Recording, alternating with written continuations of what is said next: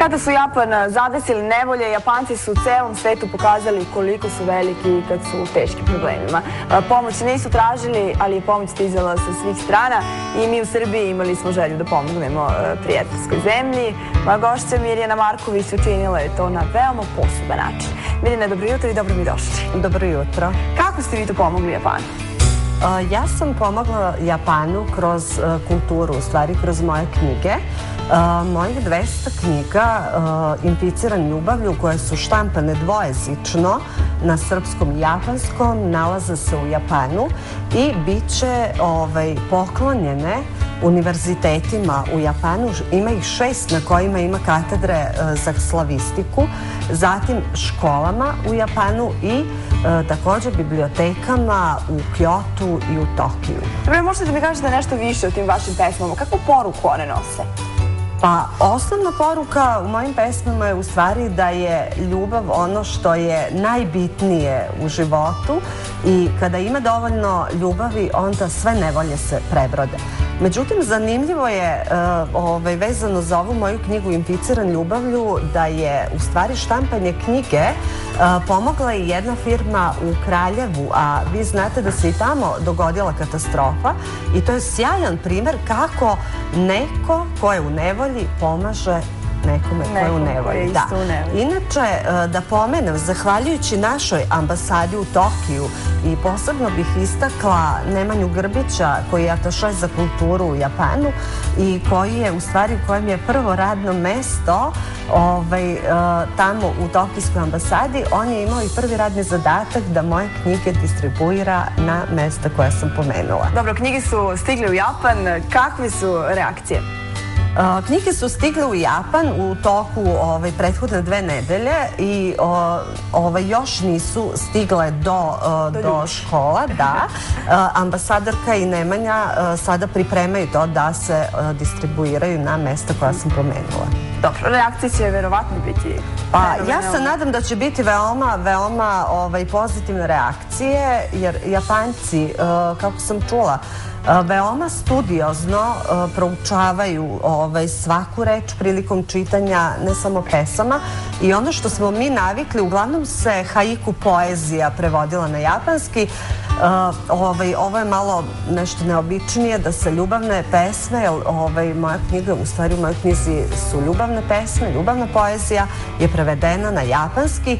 Inače, Otsuka Masahiko, kojeg je preporučio Hiroshi Yamasaki, naš čuveni prevodilac koji je preveo Gorski vijenac na japanski, je preporučio ovog prevodioca da prevede moje pesme na japanski i on je rekao kada je čitao pesme da su ga podsjetile pomalo na Margaritu Duras. To je divno, je li tako? Jeste. Dobro, vi ste imali promociju ove knjige i na sajmu u Frankfurtu, zatim i u Sremskoj Mitrovici, tu je prisustvovao ataše za kulturu, je li tako? Da, imala sam promociju. Gospodin Tanaka je bio sprečen, trebao je da dođe, a dogodila se jedna zanimljiva stvar.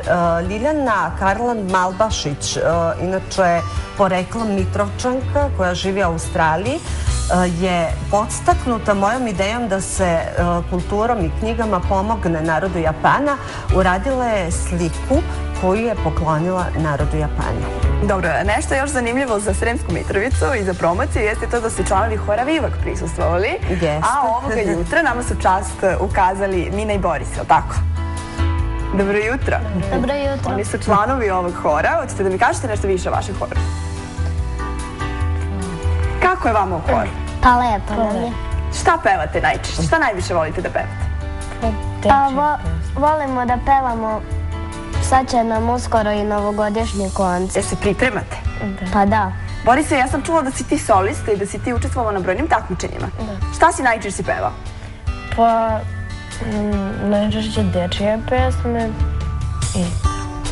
Mina, ti ćeš učestvovati i u Dida roli, je li tako, u revijalnom delu? Da. Šta ćeš ti tamo pevati? Ja ću pevati Baba Rogu, Borisovu pobedničku pesmu od 2009. Boris je dakle već proslavljeni pobednik, je li tako? I pevač. Dobro, ja sada moram da zamolim vas dvoje da vi meni nešto otpevate za mene i za naše gledalce. Šta ćete da nam pevati? Moja draga se Đuja Pano, Đuraj Zapalašević. Hajde da čujem. Pamtim još taj sastanak, suze njene rđav znak. Reče tata ima posanov, ja se selim. Nije važno, rekoh ja, osim parnog vikenda. Viđet ću te stalno, dobro znaš koliko poželim. Moja draga sad je u Japanu, pisma dugo putuju do nje. Uči judo, pravi ikebanu. Plašim se, zaboravit ću sve. Ja sam još uglavnom na Balkanu i bez nade da ću proći svet. Da li me ona ima još u planu ili drugom bere trešnjin cvet. To je bila ljubav baš, love story na način naš. Sumnjam da ću sresti ikad još neku sličnu. Srušio se čitav svet, odneo je jumbo jet. Od sudbine dobio sam tad petu ličnu. Moja draga sad je u Japanu, pisma dugo putuju do nje. Uči judo, pravi ikebanu. Plašim se, zaboravit će sve. Ja sam još uglavnom na Balkanu i bez nade da ću proći svet. Da li me ona ima još u planu ili drugom bere trešnjin cvet. Naša Mara sad je sayonara. Naša Mara sad je čočo san. Naša Mara sad je sayonara. Naša Mara sad je čočo san. Bravo, bravo, pa vi ste fenomenalni. Mina, iako je imala malih problema, ona je ipak izdržala da nam otpeva pesmu. Mina, svaka ti čast. Evo, mi smo malo ograničeni vremenom, ako ja, Mirjana, mogu vas da zamolim kratko početak neke pesme. Da, pročitat ću kratko jednu pesmu na japanskom, samo da pomenem da pod rukovodstvom Tamare Pajkanović deluje Horić Vivak, koji ima oko 30 članova i 4. aprila će biti godišnji koncert na kojem će Boris i Mina da nastupaju. Japanski nije ni malo lak. Da čujemo, hajde da naučimo nešto. Da je luni furete, malašite gora na saj. Yuki odašte i te gora na saj, kogara na ide. Da te onano homo, onađi koto, kangate telu kedo. A na tato, onađi oni, yukiga na inojo. Hvala vam najlepše, Mirjana, hvala i Borisu i Mini. Lepo da se provedete na novogodišnjem koncertu, a i na tom vašem godišnjem koji sledi, da se dobro pripremite. Ja se nadam da će ova knjiga imati veliki uspeh u Japanu i kod nas, tako? Ja se nadam iskreno. Mi ćemo pokloniti našim gledalcima. Da, dve knjige su poklon za gledalce Happy televizije i ja se zahvaljujem Happy televiziji. Hvala i vama najlepše, dragi moji, vi se javite nama tačno u podne na naš dobro poznati broj telefona. Hvala vam još jednom najlepše. Vi ste još jedan dokaz kako je Srbija i ovako mala može da bude velika. Jest. Hvala vam još jednom. Zato mi u narednim minutima idemo u šetnju kroz Srbiju.